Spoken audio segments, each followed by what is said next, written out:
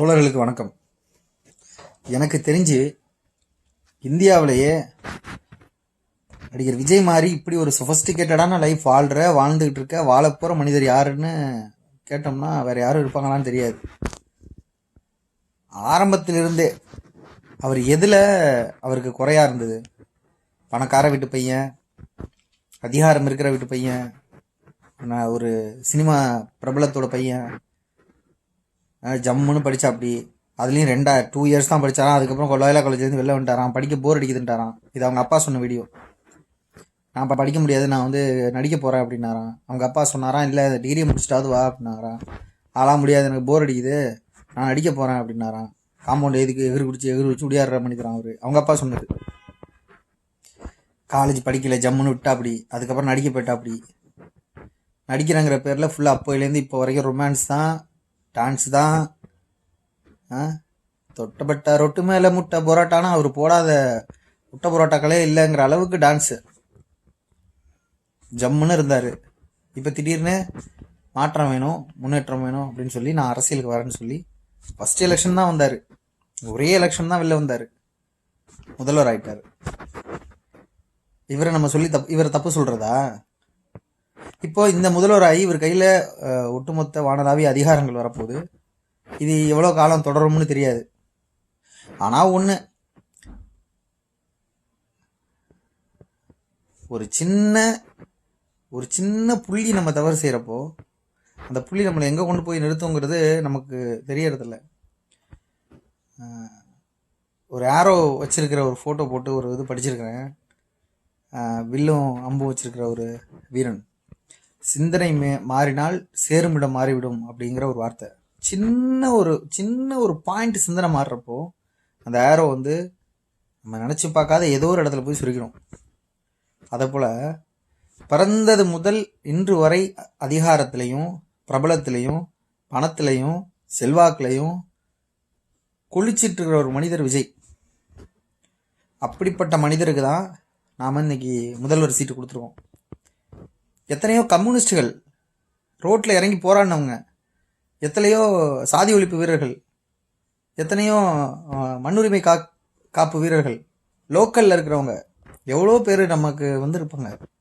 நம்மக்கிட்ட even MLA கேண்டிடேட்டாகவே நின்றுருப்பாங்க. அவங்களையெல்லாம் நம்ம புறம் தள்ளிட்டோம், தூக்கி எறிஞ்சிட்டோம்.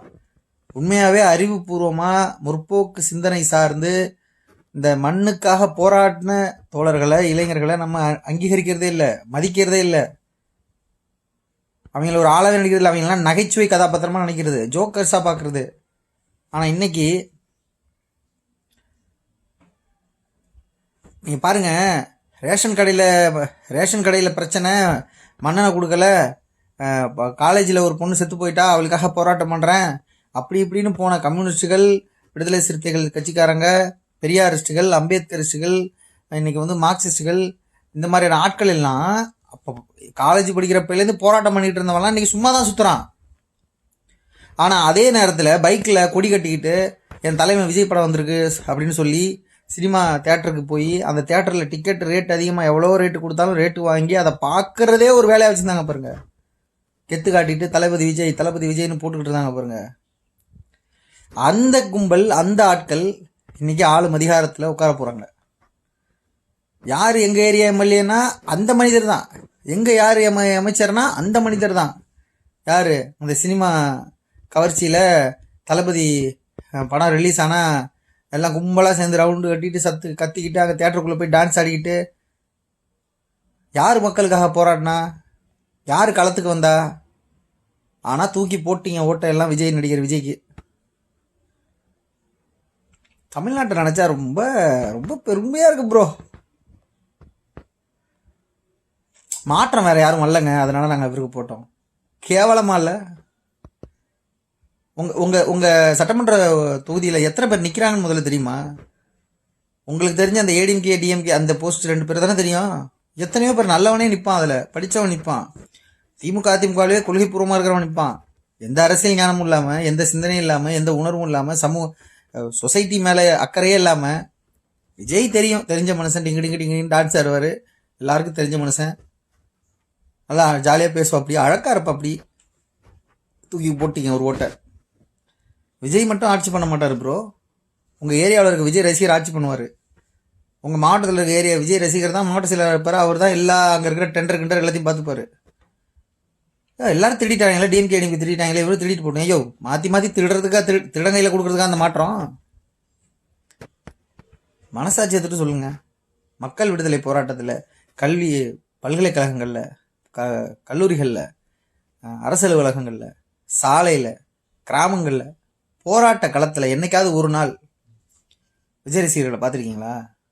விஜய் அப்போவே உண்ணாவிரதம் கொடுத்துருக்கிறாரு. விஜய் அப்போவே எல்லாருக்கும் சாப்பாடு போட்டிருக்காரு. விஜய் ரசிகர்கள், விஜய் ரசிகர் மன்றம் மக்களுக்காக களத்தில் இறங்கி மக்கள் விடுதலை போராட்ட பயணத்தில் இருந்துச்சா? இதெல்லாம் பேசுகிறதெல்லாம் அவங்களுக்குலாம் ஒரு மாதிரி பூமர் மாதிரி இருக்குல்ல. அனுபவிப்பீங்க ப்ரோ.